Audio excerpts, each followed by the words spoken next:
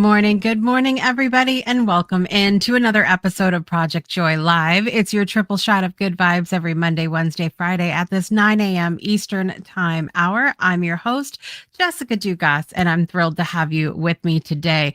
Coming up on today's show, we've got a friend that joins us every now and then. Kat Stomska is back. She's an incredible poet, an amazing writer, content creator on different platforms, and we're going to be talking a little bit about her journey that she took when she left one country, moved to an entirely different country. And even though I have never moved country to country before, I have moved across the US, which in size, context, it's about the same as when you move from one country to another in Europe, because the US is so big. And so I can relate to, kind of almost a different culture, when you go from one place to another, and what that's like and what you have to process through and all of that. So we're going to be talking about that with Kat coming up here in just a few moments. But first, let me know where you're joining from and what is bringing you joy today. I had a few days with my husband.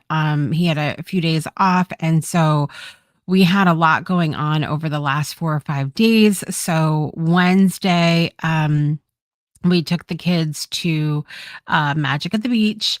And then it's usual Wednesday night activity here during the summer.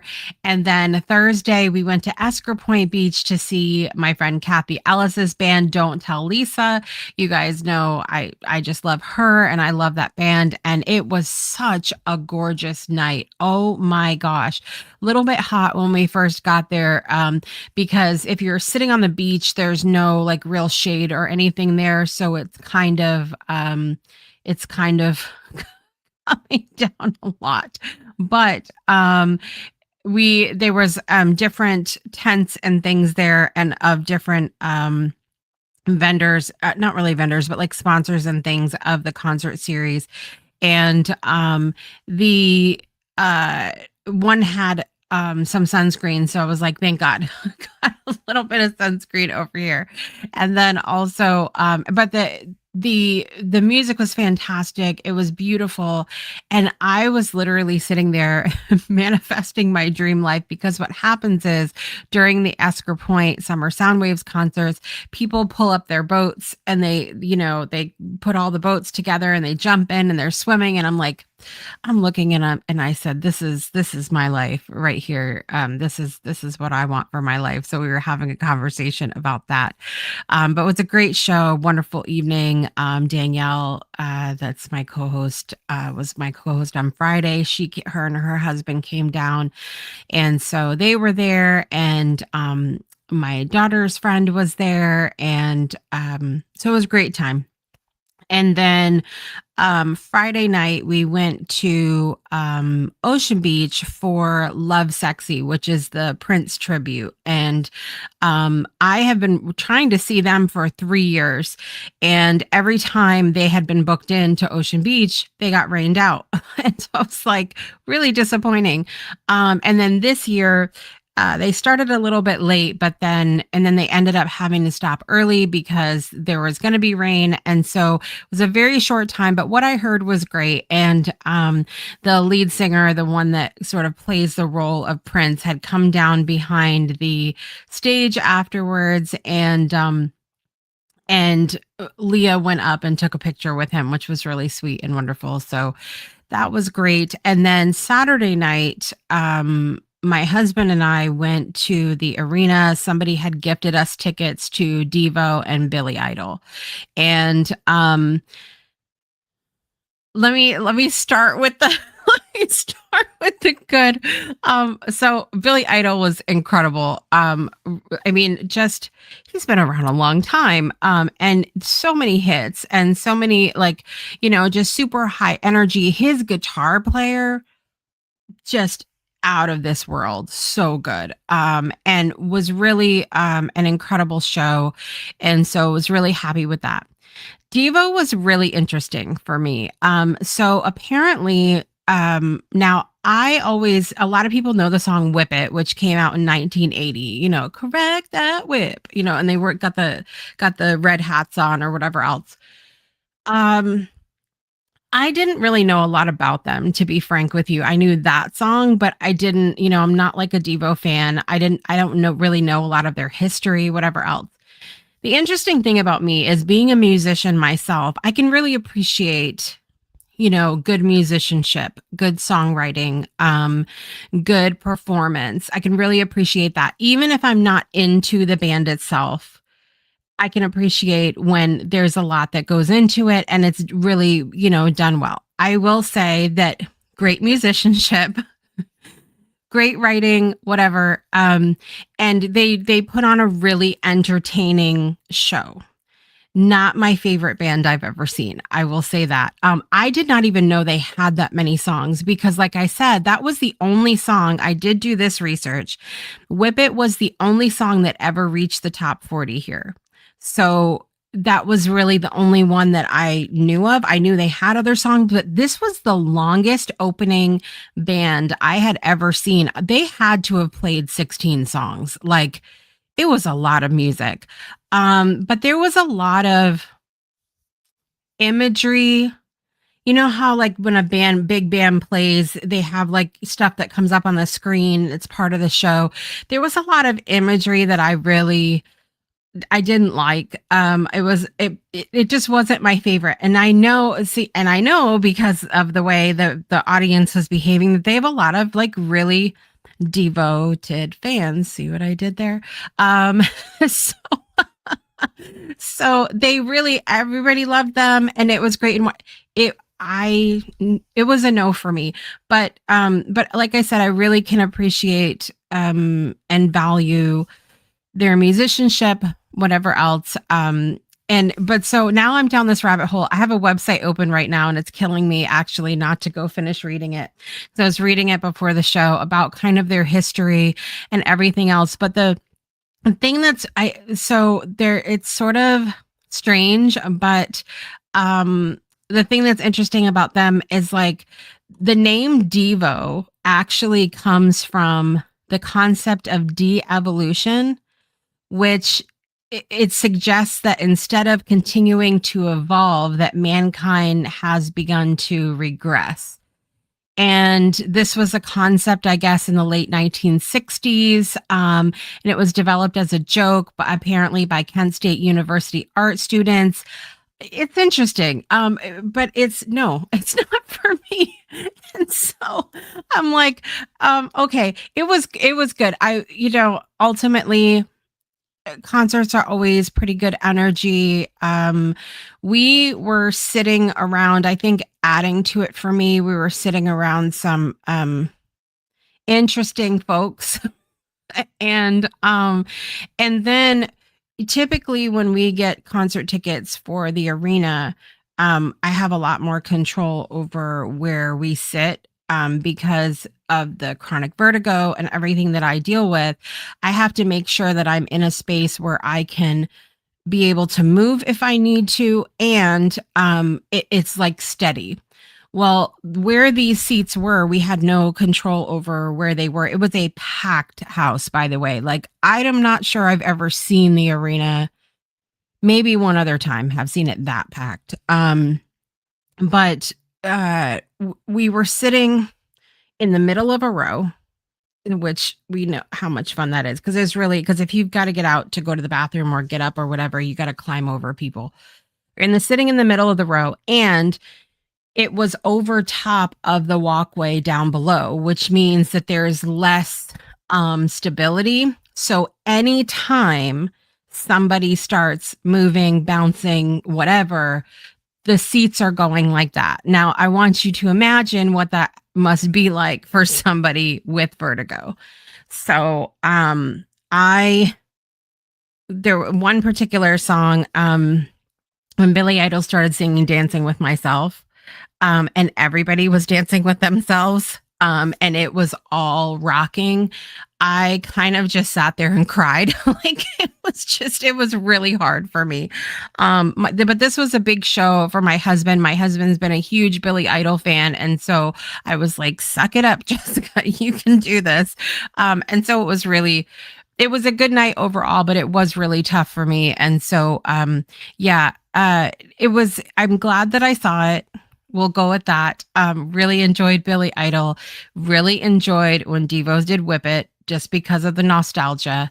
And it was good. I'm always happy to listen to music, even if it's not my favorite thing on the whole planet. So that's my little gist of what I did over the weekend. Yesterday, did a good bit of resting and planning for the week, and needed it after those 4 days prior. So that's the scoop of what I did. I do want to tell you really quickly before we take our break and bring Kat on. Today is August 10th, and it is National Connecticut Day. And I'm very happy about that because that's where I live. That's where I grew up. And so, woven into the fabric of this state's historic landscape, we find revolutionaries, innovators, and philosophers. On August 10th, National Connecticut Day recognizes the contributions of the fifth state to join the United States of America. Like other colonies of the region, the Dutch first explored and founded trading posts in Connecticut. In 1633, Puritans from Massachusetts established the first permanent settlement. From the outset, the industry established a means to prosperity in the colony. Production of brass buttons, munitions placed the colony in a position to later supply the Revolutionary Army. The colonial governor of Connecticut, Jonathan Trumbull, was the only governor who supported independence. All three Connecticut delegates to the First Continental Congress continued their representation of the colony at the Second Congress and signed the Declaration of Independence. And so Connecticut became a state on January 9th, 1788. And what's really cool about that fact is that we have houses around here that are still standing that were built before it even became a state. So it's a lot of fun, a lot of history around here for sure. In addition, I want to give you a little pass today because it is not only National S'mores Day. If you feel like you need a snack, get a s'more. Love them chocolate, marshmallow, and graham crackers together. But it is also National Lazy Day. National Lazy Day. It gives you permission to relax and kick back. So I give you a permission slip today to be a little bit lazy if you want to. All right. We're going to quickly listen to Dorothy O'Shea's For Love poem. And when we come back, Kat will be here and we'll talk about starting over in a new country. We'll be right back after this.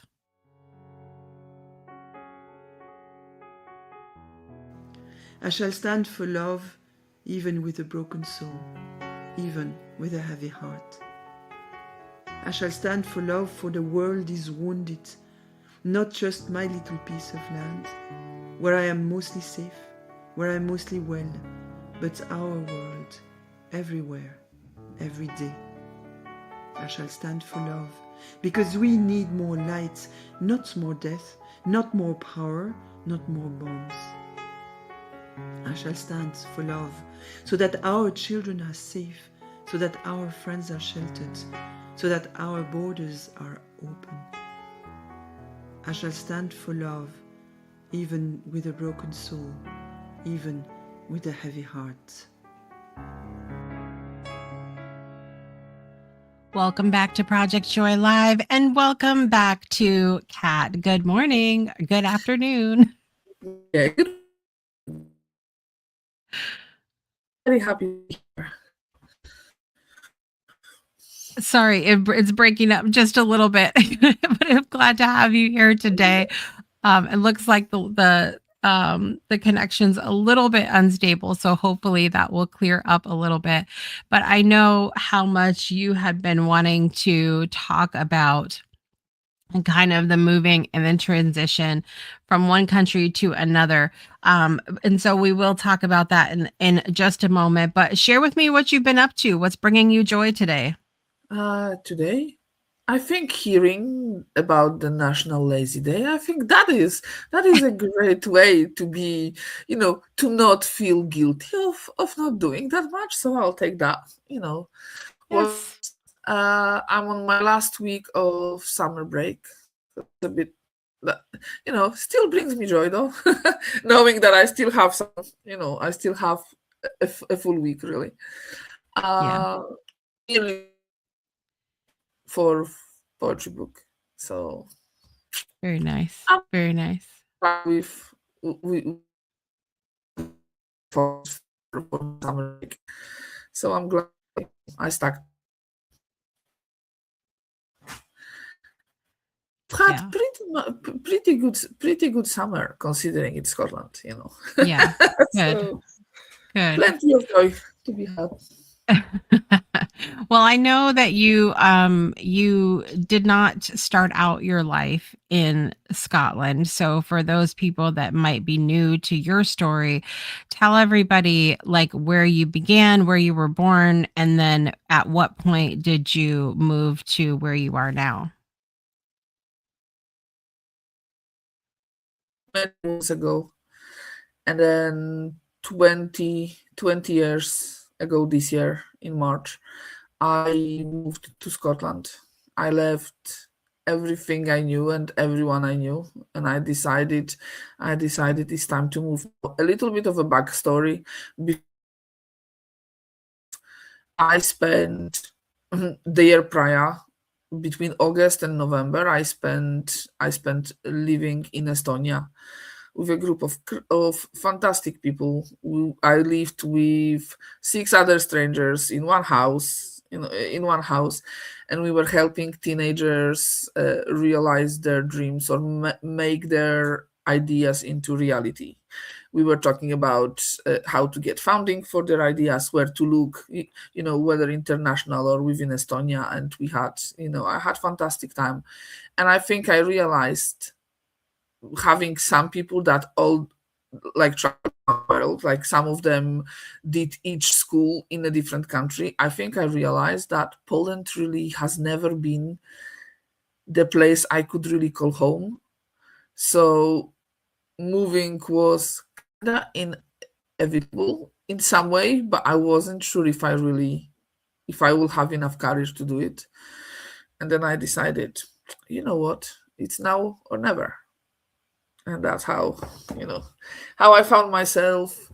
Yeah. Initially I planned to stay 3 to 6 months. I had one way ticket to Scotland, so I knew that you know even and I only had like 100 pounds, Mm, pounds with me, so I knew that even if I wanted to go back, I need to do something to get enough money to buy the ticket to go back. mm. So I thought I'll stay 3 to 6 months maybe. um Yeah, I'm afraid I fell in love with this country very quickly. Just 20 years later, I'm still here. Right. Well, you know what's interesting about that too is that I have at different times in my life moved to one place or another, and with the intention of like this is just a quick stop, like we're not going to be here that long. And I definitely thought that when I lived down south, I did not expect to be down south for nearly 20 years. And so it's interesting how life can kind of take over whether you were intentional about staying or not. Like, our sometimes what we have planned isn't what happens. No, no. And that's Yeah. why I find so hard to plan things, like plan anything, because I can literally count on the fingers on my hand, maybe five Mm, fingers, on the occasions that my plans actually worked out the way I wanted them to. right. When it comes Yeah. to travel. So I'm more of a spontaneous person. Plus, in here, with the weather being usually better and nicer to us in the afternoon, you kind of are encouraged to be spontaneous, Mm, to just go. You know what? Let's just go and enjoy. right. A couple of hours, rather than waiting or like planning some trips. Yeah. Don't get me wrong, some planning is inevitable, and you need to do, Right. but like when it comes to travel, I just learned to take it as it is, and see, or at least have a plan B, what's gonna happen if I can't go, so I, whether that be booking with free cancellation or uh, like travel insurance, so I know that I don't lose the money, or Yeah. something, or something other. But you know there is, Yeah. but I think that gives you that little bit more excitement, because you don't really ever know Right. if your plan is gonna completely, Right. work out, and you just go Yeah. for it. So, Right. Teresa was saying in the chat, it's true. I thought this apartment would be temporary for us, but now I think we can't get out of here. And it does. It's challenging when you are in that position, when you find yourself stuck rather than like, oh, I think I'll just stay. And sometimes things can turn into a little bit of a longer journey than we anticipated. And so there is an element of going, okay, I may feel stuck. I may not have a way out of this right now, but how can I enjoy the moment while I'm here? And so talk a little bit about like how big of a culture difference was it from where you were compared to where you are now? I moved here I just turned 22. I was Mm, literally 3 months into being 22-year-old, and it took me about 18 months to really grasp the culture, and like seeing people, for example, eating toast with a fork and a knife, mm, or eating one of my favorite things now, a roll with crisps or chips, as you call them, inside, and some salt and vinegar, you know, mm, or deep fried Mars bar, or deep fried pizza, some really strange combinations. But there is a place for it, and I think that was what was giving me. I was very happy when, like, I got invited, for example, to Celtic Night, where I could see how they celebrate, Robbie Burns, or Robert Burns, for those who who don't know who he is. The most right. famous Scottish poet, and then realizing that so many other countries celebrate him as well. So Mm, it's not just, but like the whole, how serious people take it, and how you really feel the community, and like yeah. you are surrounded by strangers, but you still talk to people. Like, one of the really big culture shocks for me was, I could be standing, I don't know, waiting to cross the road, or I could be waiting on a bus for a bus at the bus stop, and somebody always, or even in the shops, somebody always will talk to me. A Mm, complete stranger will talk, not just smile, but a lot of people just talk. And I'm like, it was so new to me. So at first, a lot of the time when I look back, I must have been the rudest person they met, because I'm like, excuse me, I don't know you, so why are you talking to me? yeah.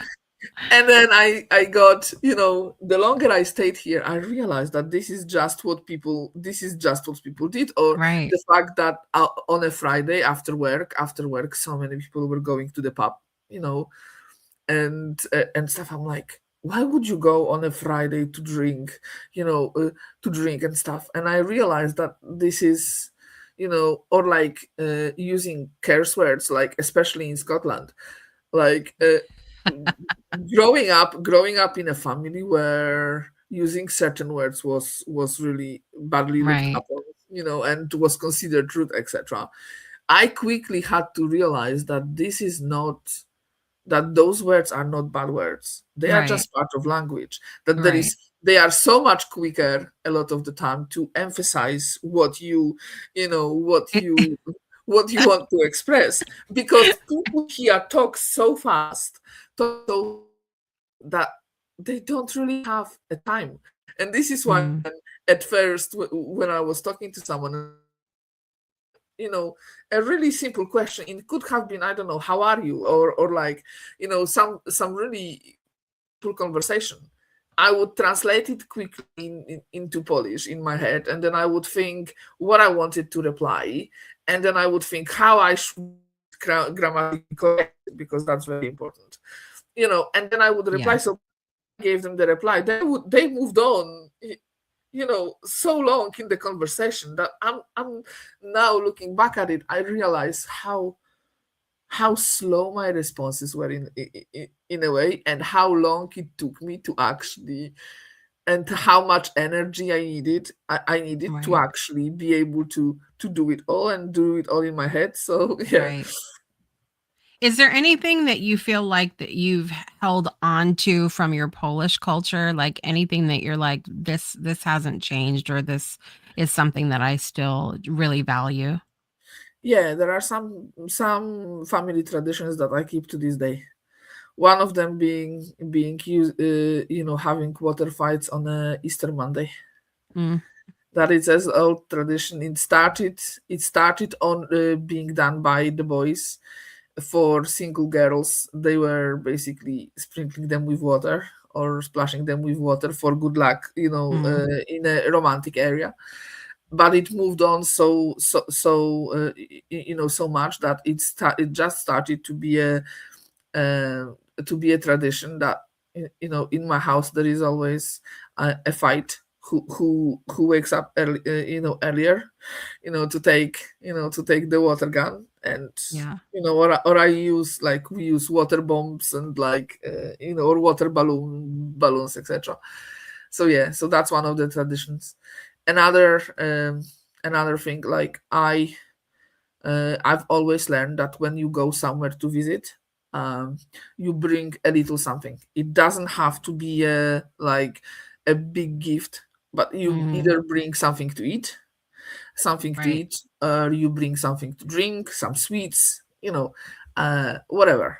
But that Yeah. is considered, or like taking shoes off when I'm Mm, anywhere, yeah. like, these are, some countries practice that, and but to me that became very, that is more than tradition. That is something I have been told to do, and I grew Mm, up seeing pretty much everybody do.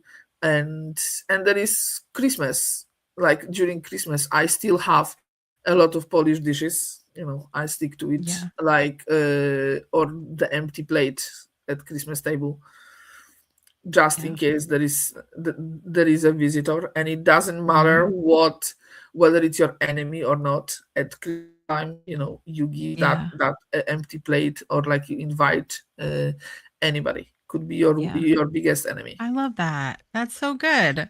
That's so good. Oh my gosh, that's such a great one. I feel like what's so funny is thinking about that. Like my because we've had conversations about this, that my great granny was from Poland, and so she always was trying, always did not have to be Christmas, was trying to feed everybody. Like she constantly, like you could come to her door 450 pounds and she would be like, "You look hungry. Let me feed you." Yeah, Like, that that was is just her way. yes, yes. That is also something, like, my house was always open, and we always had food, and Yeah. we always were ready to give somebody. Or even if you told my mom that you weren't hungry, she would make sure that you take something with you on the road. Yeah. Especially if she knew that you will have a longer journey ahead Mhm. of you. But, like, I could have anybody, like, everybody knew that they can come to our house, no matter what time of the day or night. We were always, there was always somebody that was up, and there was always somebody, like, some food uh, in my house, but Yeah. that's probably why because hospitality of Scottish people is pretty much the same. There were even jokes in Poland that I never understood. Jokes about people that, like, every cookbook in Scotland starts with borrow or lend Mm. half a kilo of flour from your neighbor. I don't actually know where that came from, because Scottish people are, especially though, at least those that I met, are the Yeah. most generous people. generous people you could Mhm. you could meet. They will Yeah. literally do anything anything they can, so. I love that. I want to say good morning really quickly to Miss Brittany. She'll be on the show next Monday, so make sure you guys Oh, tune in for lovely. that as well. So I wanted to ask you this because one of the things that I kind of shared my journey a little bit, which is that I grew up in southeastern Connecticut. I moved all the way across the country to Washington State, then lived down south for many years, and then in 2022 we moved back to Connecticut. And one of the things that I've really been working on discovering for myself, and I think that I'm honestly still in a process of discovery of that, is what are the things that define home for me? Because I know that there are certain places that can start to feel like home, but what are those things that kind of define what home means to you? I think for me, I started feeling I don't actually, I've always wondered, I've always tried to find some sort of explanation for it because Mm, I pretty quickly realized that Scotland is my home. I started to celebrate uh, the same festive periods, mm, or I started to I adopted certain Christmas traditions as well. Probably what helped me the fact is that later in my journey I had two children that are both born in Glasgow, and mm, that realization that for them home will never be Poland, it will be Scotland. right. It was important to me to kind of introduce them also to certain values and certain things Mm, that people around them do, so they don't feel like an outsider. right. But I still vividly remember I was very early in my journey. So I moved here in March, and then in July I had one of my friends coming to visit me. I picked her up in the airport, etc. And I wasn't living in a mainland Scotland, so Mm, we had to use a ferry and a train, etc. But eventually we got to where I was living, and I said, "Home, sweet home." And I still remember her face, which mm, was like something had hit her, with, she yeah. completely froze. I have no idea. I think maybe because the hospitality, I felt welcomed. Nobody was, nobody was really. I didn't feel harassed. I didn't feel bullied. I've not heard, a lot of the time, like a lot of people, unfortunately, to go back to where I belong. Was that because my English, I was fluent in English from the get go, and people realize Mm, that I can actually communicate, and I'm not scared. I don't really know. I just know that home for me could be, like you said, it's not just the place. It's not just I've been moving even when I was a little kid. With my family moved due to my dad's work so many times, even in Glasgow alone. mm. So I've been 20 years here, but in Glasgow I changed addresses 3 times.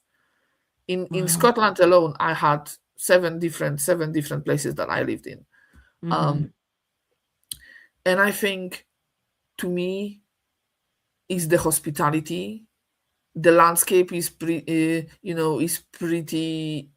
similar to Poland. mm. It's like, with the addition that there is a lot more castles. I am a lot closer to the river, or like Yeah. to water. Because Kilmarnock is located pretty well. And then there is the songs. Like, I think this is here, Scotland is the place where I actually truly became independent. Mm, Because up until I moved so far away, like I've been like 1,300 miles to Poland, which is crazy. um if I think about it, yes, it's only 2 hours on the plane, but still, it's not like mm. I can pack my bags and go and just go. Right. um I think I just realized that the people around me and the way people are here, it's really, I felt more welcomed in some way here I felt safer here than I felt in Poland. It's Mm, because I was never very patriotic. I was never very patriotic. I'm not one of those people. Like I did all the things that we were supposed to do as Polish citizens. Celebrated independence and all that But like I then my identity was never truly there. And then I moved to Estonia for like 4 months just before, and I'm like, there is so much more to the world, and mm, I just needed to find a place that I belong, and I did, and I'm glad yeah. I did. Yeah. So It is interesting to think about, like, what is it that we wrap up this idea of home in? And I know, like, one of the famous sayings is home is where the heart is. And it does make you think about, like, I think there is some truth to that, because as we go through different seasons of life, our heart is in different places, whether it's with certain people or things that we're doing, or it might be with a place or something like that. And so, I'm trying to get to a place for myself where um I can feel at home, wherever I'm at, for whatever reason, because I think if we get too dependent on, home is where certain people are, or home is where, a place is, or whatever. If something happens in life and we have to relocate, or then does that mean we're not going to feel at home? And then that somehow, to wrap it up to the, what we talk about on this show, decreases our joy, because then we feel restless. We feel like I can't be at home here. But I definitely relate to that. There is something to be said for sometimes how a place can just not feel like we just feel like we're not supposed to be there. As we wrap up this conversation, has living in another country at all changed the way that you see people or see the world?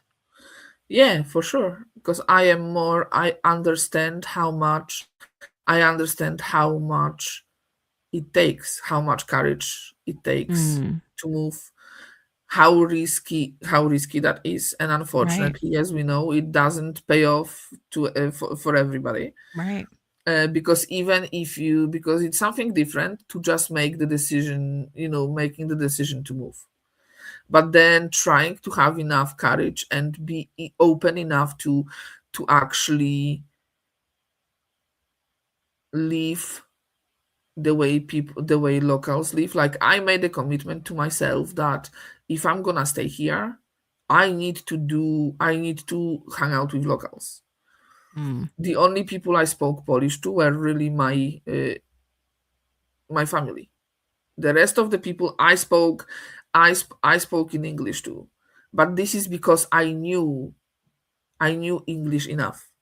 I could never relate to people who moved abroad because they needed better life, but then didn't maybe know the language of any country, regardless whether it was Britain, because people migrate to other countries like mhm, Germany, etc.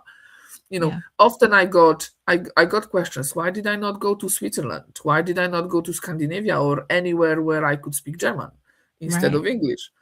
yeah. And I said, and I always reply. My reply was always, I was very curious back then, and I'm still curious. And because so many of my parents' friends were in the UK at that point, I was just like, I really need to get there somehow to have my own opinion, to see if it's really this good as people say all these years ago. And I'm glad that the stories I heard were actually true. Yeah. And there is so many funny encounters I had, and funny realizations, like one flagship one, which is actually not just Scottish, but could be, Europe, like could be applied to everywhere in Britain, is like, I used to be told that at 5 p.m. in the UK, everybody stops what they are doing and they are drinking tea and dunk biscuits. So I still remember to this day when I was working, 5 o'clock came, and I'm like, where is the tea and biscuits? And everybody was like looking at me like, what are you on about? I'm like, So I guess that's not, that wasn't necessarily what was true, or at least It's not so for funny every, though. like not for every. And there I is would have one been more. pissed. Where's my tea and biscuits? Yeah, yeah, exactly. And now, and then you could argue, and then since we're talking about biscuits, there is also, I had to learn how to properly dunk the biscuit in tea so it doesn't actually go into a tea and, Just don't embarrass yourself. yeah, exactly. It's so funny though, because I think back to when we were having the conversations on the Breakthrough show for the Breakthroughs Around the Yeah. World series. And so many of us were talking about, kind of the preconceived notions that we have about other countries or other cultures. And it cracked me up so hard anytime I would talk to somebody from Africa. And there's this like notion that we have that there are just lions just everywhere. So, like, I think in my mind, I can't ever go to Africa because I'll be eaten by a lion. Yeah. And so my friends, Olivia Ambani, one of my lovely co-hosts here on the show, she reminds me there aren't any lions here, Jessica. You're gonna be okay. Yeah, it's the same with me hearing all the time while living here in the UK. Hearing all the time that Australia is only about big spiders, crocodiles, Yes. crocodiles and snakes. So you better make sure that you know where you're going. Right. If you don't I can't. We were talking about that I was talking about that with my husband yesterday, and he was like, "Well, we can't go to Australia because of the spiders." I was like, and my friend told me. So my friend sent me the other day a clip of her neighborhood. mm. And instead of the crocodiles or the big spiders, there were kangaroos just laying on the ground. Yes, just I laying saw on the that. ground, Yes. laying on the ground, having, sunbathing. I don't know. I think Brittany and I would probably have a fit if we went and there was just like koalas in the tree. That would be it for us. That would be the end of it. Teresa said the same thing about going to Australia. Like, nope, she's out on that one. So my friend, I have a friend in New Zealand, and she goes, "Come to New Zealand. There is no crocodiles, no big spiders, no snakes. Just beautiful nature. And mountains and waterfalls." Sure. I'll believe it when I see it. See it. We're going to take another super quick break. And when we come up, we'll finish things back with Kat and do birthdays and send you off your merry way. We'll be right back after this.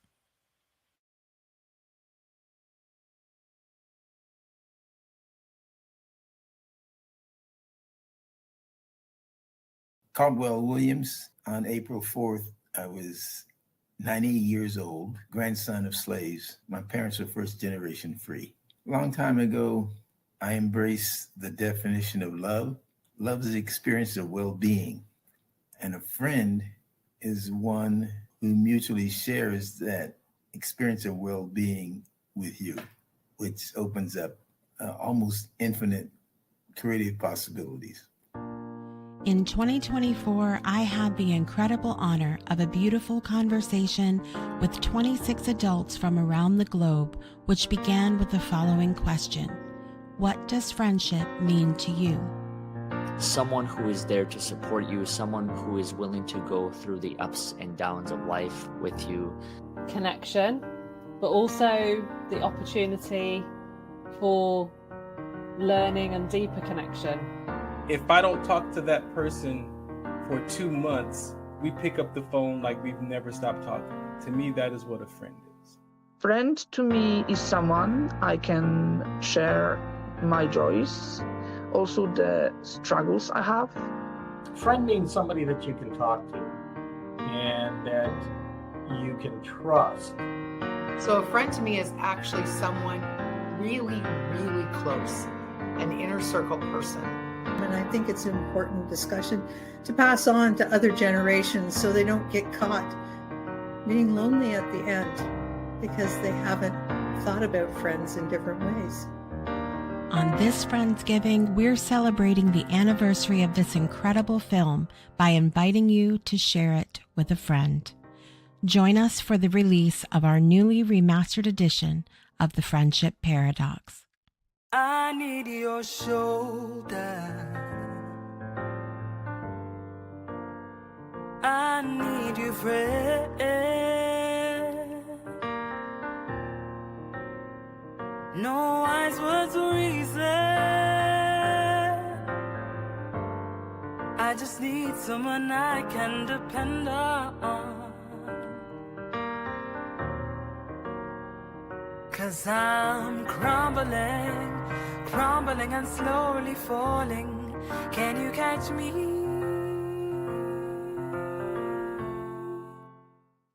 Welcome back, everyone, to Project Joy Live. Always takes me back. What a wonderful time that was putting together that film. And we're actually going to be coming up in a couple months to the 2-year anniversary, which is sort of mind blowing. It is. It is. Craziness. So as a final question, what is the joy that exists in your life today, specifically because you were willing to go somewhere unfamiliar?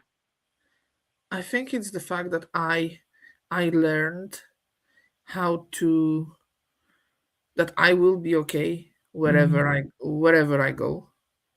That I will always find someone who will be part of my journey. I learned that some of the people I met here were only for a season, but some have stayed. Some have stayed, and to know that we shared half of this journey, half of my journey in here together is something special. Yeah. That the learning that some relationships are only for a season. So funny that you said that right after the Friendship Paradox trailer as well. Because that's been such a huge not just lesson in my life, but a space of learning to have willingness. There were so many times in my life when I just believed and wanted so badly for certain relationships to be forever. Like I held on to things, toxic or not, because I just wanted that comfort, that longevity, that forever, feeling. And one of the things that I've talked about several times since moving back here is that, there were so many people over the years that were like, can't wait, you should move back, Jessica, and move back one day and we'll get together and we'll hang out and it'll be so much fun. And some of those people, I've been here 4 years now back home and I still haven't seen them. And they're like within 30 minutes of me. Mm-hmm. And so it's not for lack of trying. Like, there's been times when I've been like, hey, my door is open. Come whenever, or I'll meet you somewhere or whatever. There has been family that I have not seen since I've been back. And so I've had to come to that place of willingness where I go, okay, what's the gratitude that I can have for the relationship when I had it with them? And now I think to spare my own heart and to give my energy to the people that are in my life, I need to just let it go. I think another joy I had was when I said that I grew up and I became fully independent in here. I truly mean it. I have, because I promised myself that I will be reliant. I learned how to rely on myself, like because it was a time when I didn't, at that point, at the very beginning, I didn't have children yet. I wasn't even married. So I kind of could go, even if I stayed 3 to 6 months in Scotland and then moved somewhere else. I had that freedom, and I think maybe that is also why I felt, it felt so nice to be able to make my own choices and decide who, where I go, who I speak to, and how, what my rules will be, in my in my own house, whether I and I actually began to see how many of the things I grew up with were just, I don't want to say pure lies, but how many of them were actually told to me just so that I don't become too scared of the big world, of the big world, Yeah. where in fact, so it was a big, I had so many eureka moments, and I've always been open-minded and open to people because I'm an extrovert. That's just a fact. The more people I meet, the better. But like I've learned that it is okay. Like I learned to be my own company and be, but I also learned that even if I'm so super extroverted, that it is completely fine to have a place in here in this little country that makes me feel like home, that I can just relax and I can be fine, Yeah. whether that be a beach or a nearby forest or a nearby park. It doesn't matter. But I found, like, I managed to find an oasis that even if but you said something very important, like you said something about that, even not to become too independent on a place or on people. Yeah. And Yeah. when we move, we kind of won't be home anywhere anywhere else. I think that's also important. But I Yeah. think because, like, in general, because of the way and the amount of times I moved, I just adjust pretty quickly to a place. But out of all the places I lived in my life, I have not found as strong connection to what I feel, to how I feel connected to Scotland, regardless. And I've always been wondering why Scotland. I've even looked at my past life, and I was Yeah. like, just out of curiosity. And apparently I was here Mm. you know few past lives, before this one. So maybe it's just, Interesting. you know maybe it's Yeah. just been my maybe I was destined to be here Yeah. from the very get-go. One can never tell. Never know. Could be No, the truth. All no. right. Well, it is time for us to get to birthdays. It's always a Ooh, reason to celebrate no matter where you live. Let's do it. exactly. Happy birthday to you.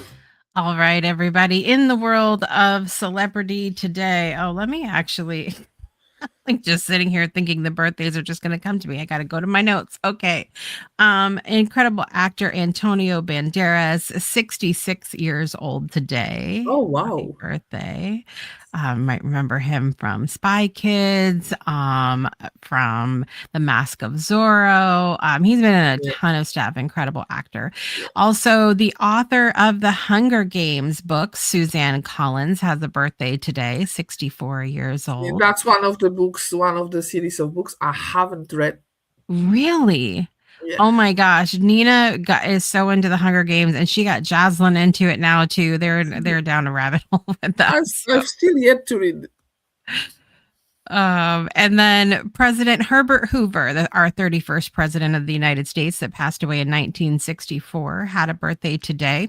And the celebrities in my life, Josh Seals has a birthday today, one of my old high school friends. And then my cousin, David Saunders. David Saunders, we need to get together. His birthday is tomorrow. And such a funny story with him. So I mentioned on the last show with Margene last Wednesday that after I graduated high school, I worked at a restaurant for a while. Well, that restaurant was Ground Round. And so I went to work at Ground Round, and how in your coworkers, you guys like might chat in between, Yeah. waiting tables or wherever else. And so we get to chatting, and we realized that David worked there, and we realized that we were cousins. And so we were like doing the whole family tree and everything else and figuring out how we were related. And so it was so funny. And so how we are related is that My cousin Jimmy, who I talk about all the time on the show, who's been on the Breakthrough Show. He's the resident comedian magician at comics at Mohegan Sun Casino. He's the magician, the hypnotist, all of that. His sister's name is Carol. David is Carol's son. And so my grandfather's brother is Jimmy's father. And so anyway, like sands through the hourglass. And so we ended up seeing each other at one point when I first moved back home, because he works in Mystic, and I saw him at his workplace. And then we went to one of Jimmy's shows one night, didn't even know that we were both going to be there. And so we hung out with them for a little bit, and that was really lovely. So happy birthday, cousin David, as well. Anybody you're celebrating, Kat? No, the nearest birthday would be 8th of November, which will be my currently 14-year-old will be turning 15. Very nice. Very nice. All right. Let's get my birthday at the end of the year. Yes, it will. So we'll remember that as well. All right, let's get our birthday song on. Here we go. Happy birthday to you. Happy birthday to you. Happy birthday, dear Antonio Banderas, Suzanne Collins, President Herbert Hoover, Josh Seals, and cousin David. Happy birthday to you.